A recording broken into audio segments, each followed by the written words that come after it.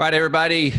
Good morning and good afternoon if you're where my guest is today in the UK. Hey, today is a great day. We're going to have a special Sales Vitamin podcast. We have a special guest today. We have Sam Dunning, who you know him on LinkedIn. He is owner, founder of Web Choice, but he's also got a cool podcast, Sam's Business Growth Show.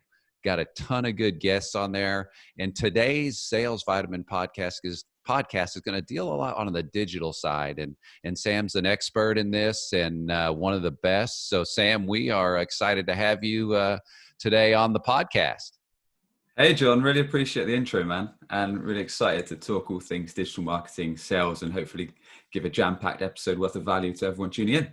Yeah, excellent. My background is pretty much out in the field, B2B, face-to-face. So your perspective for our listeners is going to be pretty cool because that's kind of where everything's going. And I think that's a big part of it, that when you combine those two things, the relationships, the SEO. So how can digital marketing improve an individual sales performance? If I was to say, hey, Sam, why should I even worry about this? What's the key there?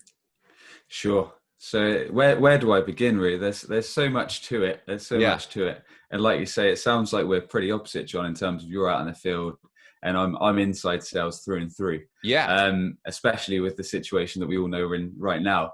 So yeah, I mean, there's so much that digital marketing can help sales reps, sales professionals' performance. The thing is, nowadays we've got so many tools at our disposal. So we've got social tools like LinkedIn or Facebook, depending on whether your target market is B2B or B2C. We've got video tools like YouTube or video within social. We're able to create so many different forms of content, again, by doing our own blogs, by doing our own social stuff. So it can almost be overwhelming. Yeah. So it can almost be like, there's so many tools, which one do I pick? Yeah. So that's why it's always a good starting point to actually assess who your ideal customer profile is, who your ICP is. So let's say you're working in the IT industry, for example. I don't know, you're selling CRM software. Right. Then your ideal customer might be marketing directors. So in that case, then yeah, you're going to be going to want to be on channels like LinkedIn, where your ideal customers are hanging out, which, yeah, I'm sure we can chat a bit more in a bit, John. But yeah, in short, there's a lot of tools. It's understanding how to use them and where your customers are actually active on. So when you start working with an organization and you get into the SEO piece of it and things like that, and how do you take someone through the process? Take the listeners through the strategy of okay, hey, Web Choice is coming in, and you're going to contract with a company or you're working with a company. How do you start the process and what do you do? Yeah, good point. SEO is a bit of an unusual beast, John, as a lot of us have heard of SEO, search engine optimization, but a lot of us think it's some kind of magical technique, some kind of pixie dust, or something that is just kind of a bit like associated with used car salesmen. It's like, oh, this guy's going to sell me thousands of dollars a month on SEO strategy, and we never really know what's happening.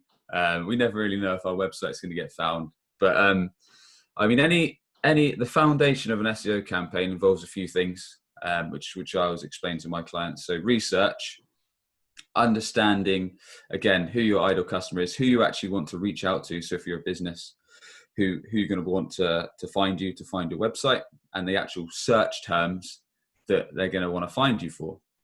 So again, if you are selling SAS, software as a service, I don't know, CRM software, you might want to be found for things like top CRM provider or top sales management solution, those kind of things. So understanding who your audience is, the search terms you want to get to, and doing all that research, understanding your competitors and doing all that good stuff. And then, without getting too technical, there's two main aspects to SEO.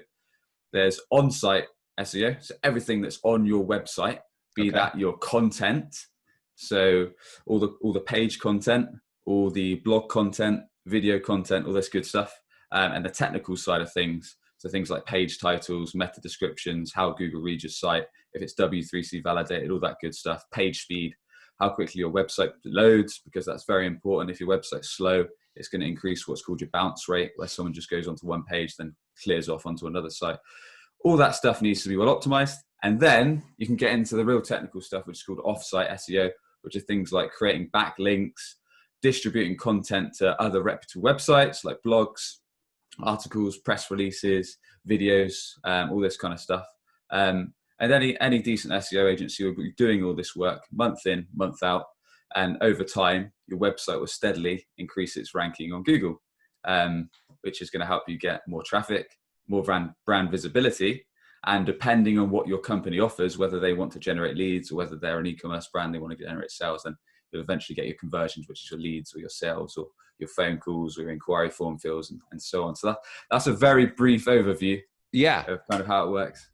Now, if I were to say, okay, Sam, what are the top 3 digital tools that at the end of the day, you better be engaged or have these 3 digital tools that you're using in your portfolio from a sales standpoint? What would you tell someone? Hey, you need to have these 3 at a minimum. Yeah.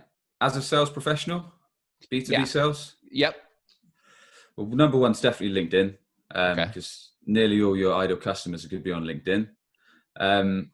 Number 2, I'd probably say either set up your own podcast, or if you don't want to create kind of long-term or long-form content, then maybe set up a kind of short interviews with like your ideal customer. So let's say ideal customers like marketing directors or sales directors in the IT industry, for example.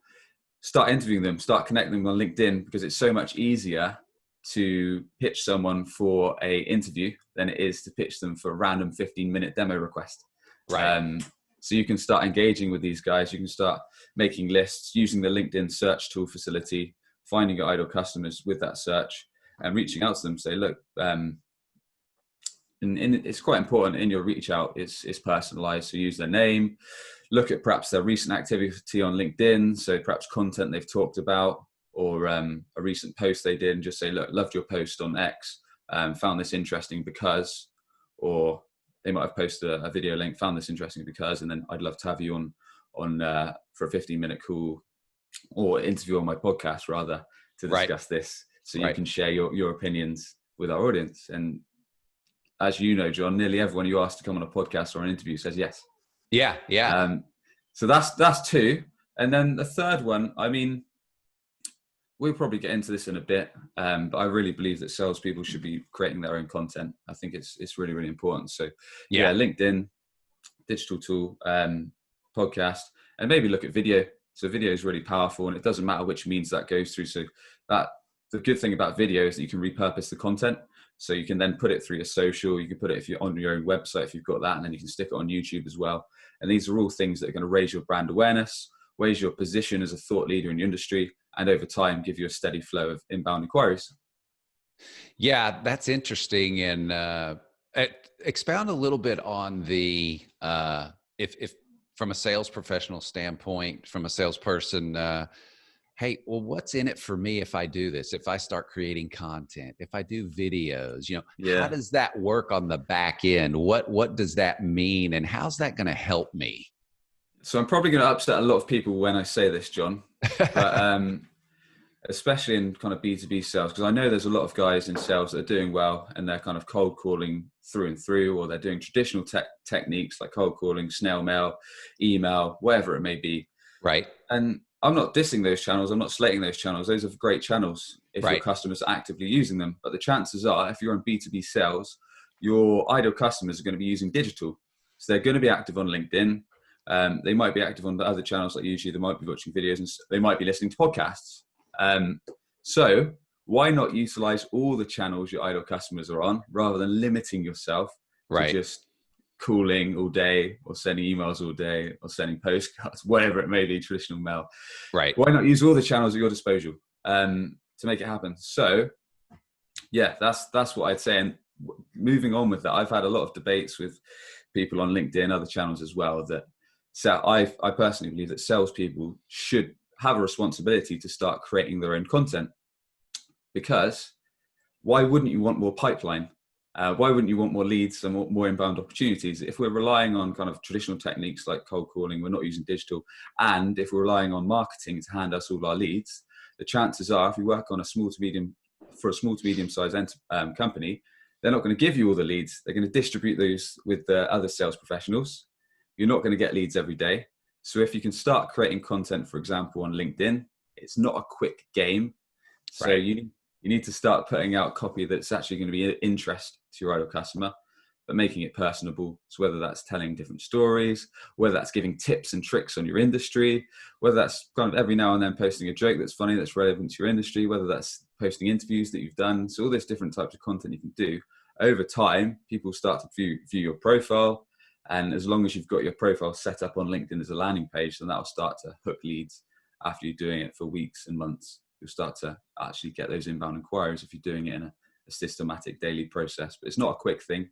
It's a Right. long-term effort. That's the main thing to understand it. Yeah, and I think, and you can talk about this a little bit as well, but I think people think, well, I've got to be fancy, or I've got to have the best video, or I've got to have the best website, or my content has to be just as good as, the top people out there. And I don't think that's true at all. What are your thoughts on that? Yeah, not at all. You've got to start somewhere, right? Yeah. And what's that saying? Done is better than perfect, which I don't agree with 100%. I still think stuff you put out needs to be decent, Right. but don't kind of threat over it a thousand or hundreds of times before you put it out. So as long as it's professional, the content you're putting out, as long as it reads well, as long as it serves a purpose and it's not offensive, then get it out there. Just start doing it, because to start with, it might be that I'm sure the first stuff I was putting out on LinkedIn, my first podcast when I started in January, were terrible. I was stuttering all the time. I was nervous, but it's one of those things. The more you do it, the better you get. You'll take feedback from people, you'll learn from it, you'll apply it, and then you'll steadily get better as the days, the weeks, the months go by. Yeah, absolutely. Talking about your podcast, Sam's Business Growth Show, you've had a lot of, I've listened to it and I looked at the history of some of your guests, and you've had some pretty relevant people on there that are pretty cool. How did you come about with the decision, I'm going to do a podcast, and how has that helped you and your organization, and kind of tell the listeners, hey, here's how powerful a podcast can be for you, and kind of walk them through that process of what you've done? Yeah, I wish I had a better reason for you, really, John, as to why I started it. But Yeah. it was the end of last year, so the end of 2019, and I think I was just getting a bit bored, really. Like, I've always had a creative spark in me. I've always, since a young kid, like, I used to skateboard, I used to do videos of all sorts and just mess around editing them. So I've always had that kind of creative little bit inside of me. I like messing around with video. So I thought, look, what can I do? I love sales, I love digital marketing. Why not mix it into the two and start a show where I interview people that are way smarter than me, and I get to share that with my audience, and it gives me content to distribute on LinkedIn as well as the podcast channels, as well as YouTube. So I'm killing like all these birds with one stone. Yeah. And just started doing it, and it's just amazing, which I'm sure you found as well, John. Once you start to reaching out to people and just personalizing those outreaches, whether it's email, whether it's LinkedIn, nearly all the time people will say yes, unless you've gone for some massive guest straight away that's like Grant Cardone or Gary Vee or someone pretty big. Yeah. Most of the time they're going to say, yeah, I'd love to come on your show, and just built it up over time. Been very fortunate with the guests that have come on. One thing that I'm sure you probably do anyway is, at the end, if you're looking for a regular stream of guests, every time you interview someone, at the end, ask them for a recommendation on who they think would be a good fit for your show based on the kind of questions you've asked, and obviously promote it across social, across any channels you're able to. But it's a great source for having content, for building up your position, your personal brand, your reputation on social. Because I can say my followers have gone up nicely, my engagement on LinkedIn's gone up nicely, and as a result from that, it's helped me with inbound leads, both from the actual guests that I've interviewed, through networking with them, through having conversations with them, both on the show and offline. I've got project opportunities from them, and then also listeners of the show have got in touch. So it's very, very good for a number of reasons. Yeah, I think one of the things that I've enjoyed is what I learn throughout. Like in speaking with you, I'm learning about how important the digital piece of it is, how that can help you. And I remember one of your episodes that comes to mind that I was watching. It was you and I think Josh Braun. Okay. And Yeah, that was a he funny one. kind of gave you a sales lesson in the middle of the podcast, or it was something you Yeah, did. yeah. But he really kind of analyzed you kind of did a sales. I think you can tell the listeners better than I can, but it was actually, he took you through the sales process and kind of walked you through a script, I think, or if I'm remembering correctly. And it was pretty cool because you actually learned some stuff there. Oh yeah, yeah. Like Josh is awesome when it comes to sales, and he has the way he likes to do things is rather than pitch, he likes to, I think he calls it shining a light on things that your prospects didn't actually know about or they weren't aware of. So not necessarily problems, but things that they hadn't thought about, that kind of stuff, in their day to day. So actually showing them issues rather than just saying, "Oh, these are the typical pain points my ideal customer has."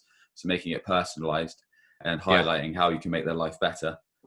So yeah, he pretty much tore me apart live on recording, but Yeah. I didn't mind because I'm a pretty humble guy and I always want to learn. And Yeah. ultimately, like, who better to learn from than the leading sales guy? But Yeah. another good one, without talking about it too much, was Keenan. He gap sold me live on an episode, and that was fun.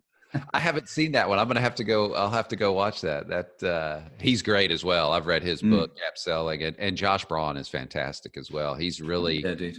Josh is so good at the cold calling piece of it, the connecting. So I think he's just really excellent there. What would you, how do you tell a sales professional, really anybody that you're working with? One of the questions that a lot of people have about digital marketing is, well, what's my return on that? Sometimes it's kind of hard to tell someone from a digital standpoint a monetary number on what's your return. You know, if I go buy a piece of equipment or something like that, I can, okay, what's my payback? And I know what the return is. Digital's a little bit different. What's my return on this email campaign, on this website? Talk a little bit about that. How do you talk someone through a return on their investment from a digital standpoint? Yeah, is this as a sales professional or as a business? I'd say just overall as a business. Okay, cool. So yeah, it depends what channel we're looking at, really. So for example, there's a whole bunch of digital channels. So if we're looking at someone that's just started a website and they want to get, let's say they offer some kind of software as a service solution, for example, and they want to get demo requests as soon as possible so they can feed their sales rep with leads, then they probably want to look at a short-term strategy like paid ads. So if they're B2B, they probably want to look at things like Google ads, possibly LinkedIn ads, stuff like that. And that's going to give a fast return on your investment. Right. Because the ads are going to show up, people are going to click them, and that's going to give you traffic. I can't say how good the ROI, it depends who's managing it, how well it's optimized, how good your landing pages are at hooking and converting visitors into leads. Right. But that's going to give you a real fast, measurable ROI. Okay. Then you've got things like social media, which is where it gets a bit tricky. Depending on if it's like your company page, which I think most people by now know gets next to no real traffic or things like that. If your sales reps are doing their own personal branding, their own social media work, LinkedIn, it's a long-term thing. It's not quick. It takes a lot of time. It takes a lot of daily posting. It takes a lot of engaging on other people's posts, Right. all that good stuff. And then the weeks, the months that follow, that's when you'll start to get the inquiries. Other channels, long-term, I tend to talk a lot about long-term strategies. So things like SEO, search engine optimization, typically recommend 6 months or so to see gains from that. And by gains, I mean up to page 1 rankings for your website organically. And then obviously with that, it's going to improve your brand recognition. It's going to start feeding more traffic to your website and then over time leads. So a lot of these are the waiting game. It's more when you tend to go to paid ad opportunities that they tend to be real quick. Yeah. Or you could always look at things like LinkedIn messaging, but that needs to be real tailored. It needs to be carefully done. Otherwise, you're just going to piss people off with your generic kind of give me 15 minutes bullshit. Yeah. Yeah. No, it's true. I mean, but I think your point of it is a long game on that digital side. I mean, people think, oh, I'm going to put up a website and I'm going to start a podcast or I'm going to put an ebook out there. Those things are all great. I think we need to do them all, but you need to be the tortoise, in this, because like you said, I mean, you just look at your business and this is what you do for a profession on that digital side. It is a long game approach. So I would say to all my listeners that all of this is going to be great. Digital is powerful for the sales professional, but it's not a 30-day thing. It can be 12, 18 months before you start seeing a lot of good results. Would you agree with that? Definitely. I think I think the best thing you can do as a sales professional is to kind of start learning how to create content. And one of the best ways to do that is there's plenty of books around on kind of copywriting. Like I read a book recently, The Copywriter's Guide to Writing, I think it's called. Or you can study what other people in your industry are doing, kind of have a browse at the posts, kind of some of the leaders in your field are doing on LinkedIn, see how they structure the post. Obviously don't copy them, but get inspiration, get ideas, see Right. what they're doing, what's working well, and then kind of tweak that to your own messaging, to your own industry and to your own point of view and opinion. Yeah. So yeah, I mean, it's not going to be fast, but it means like if let's say you're a sales professional, you're struggling for leads right now, you're not getting many from marketing, you're only generating, let's say, one appointment a day cold calling. If you start creating content now, start posting on LinkedIn daily, engaging with them, with other posts, maybe doing your own podcast, maybe putting together some videos, which is going to give you content to use on all sorts of channels, repurpose. In a few months' time, then you'll start to see the return. Then the leads will start to flow. Then you'll get more recognized. Then you'll get the inbound opportunity. So it's not going to be fast, but it means that 6 months or so down the line, you won't have these issues of kind of having to constantly cold call or cold email and stuff like that. You'll be able to do that still. Yeah. But this will supplement that. Yeah. The other thing I think that from a digital standpoint, when you start creating content, you start to add value if you do it right, and you create the kind of content that you talked about earlier, was know who your customer is and who you're targeting. But if I'm creating content for them, then that really differentiates me out in the field from the other sales reps that are, like you said, just call and say, hey, I'm checking up, how's it going? But when you're creating content, you start to differentiate yourself.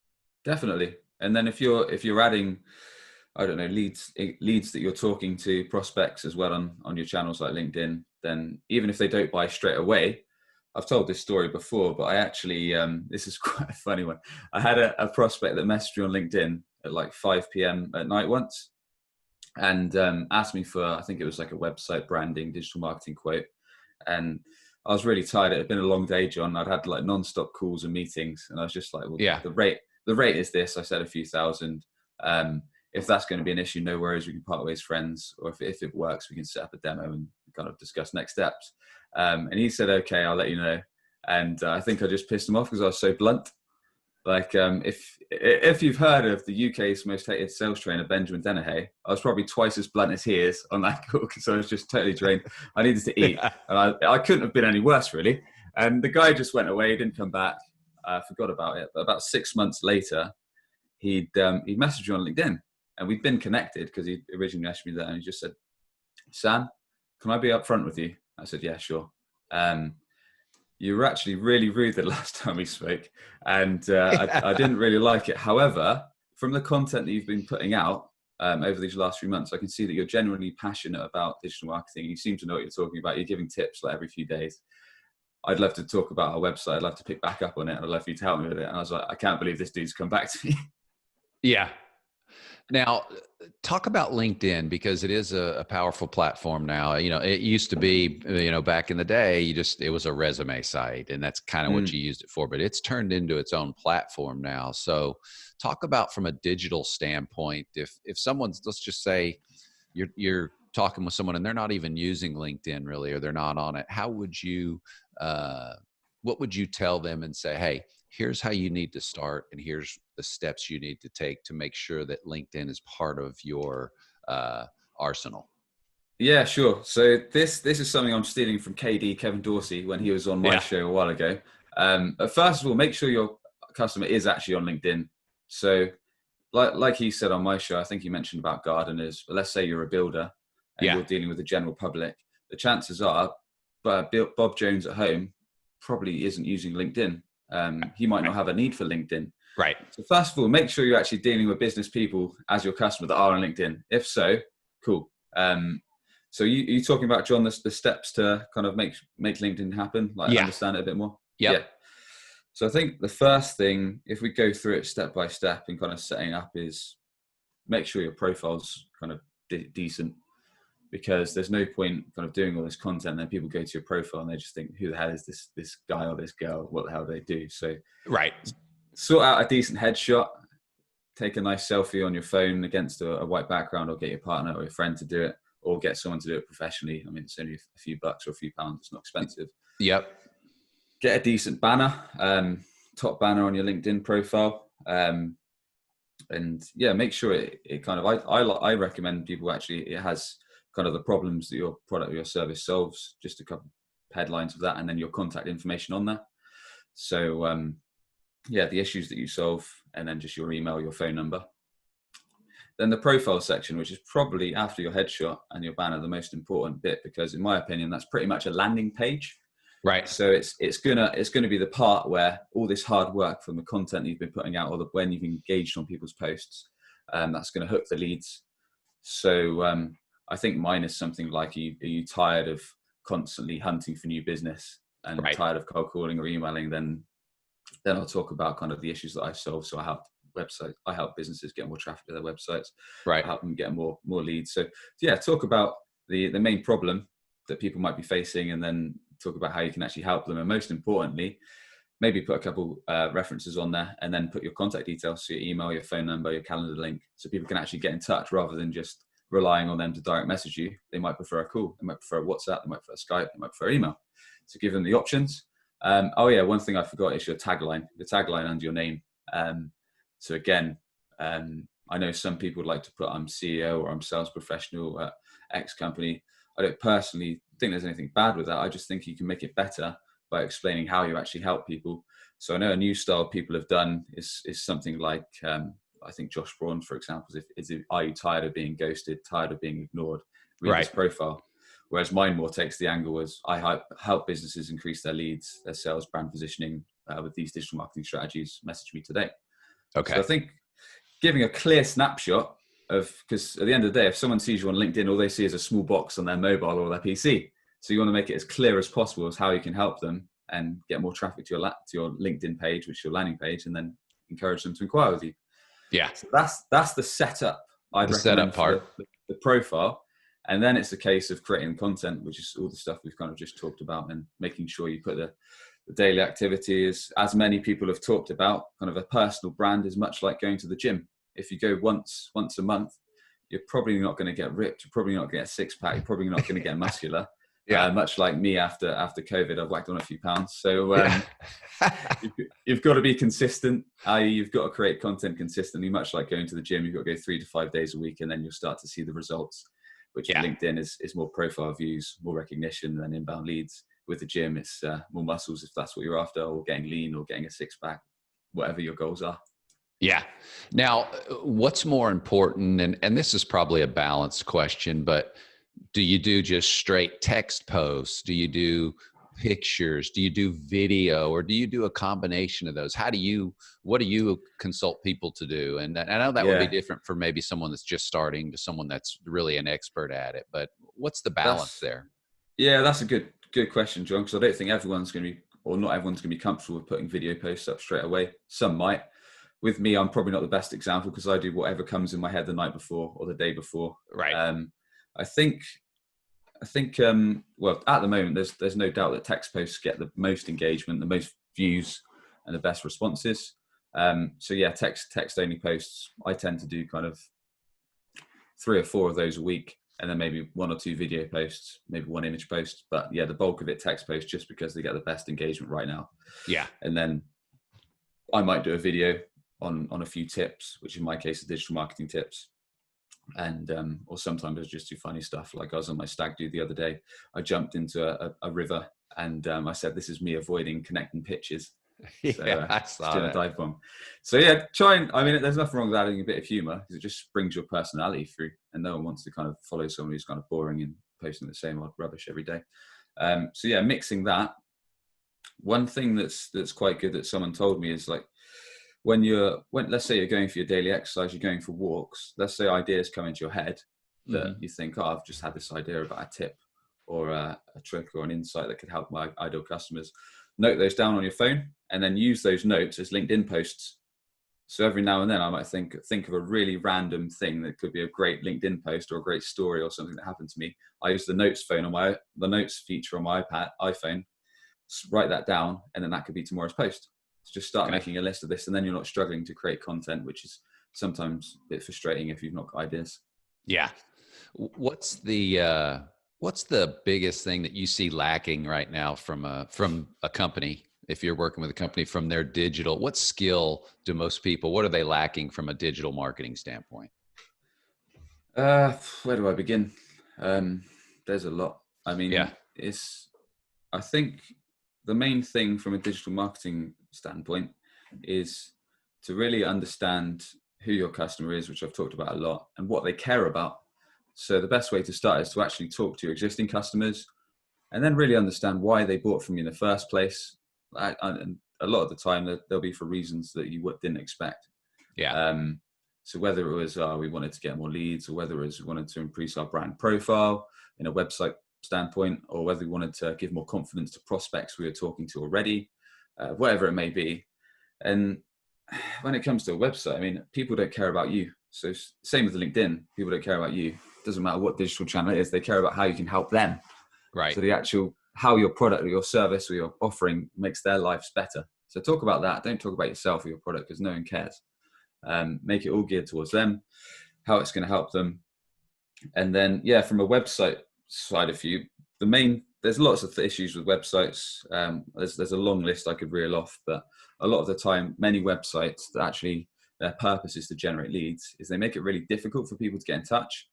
So a good website should be seamless to flow through. And if I was an ideal customer, it should be so easy for me to click to call. If I was on my mobile, so click and call through, fill out a lead inquiry form, or just email them direct.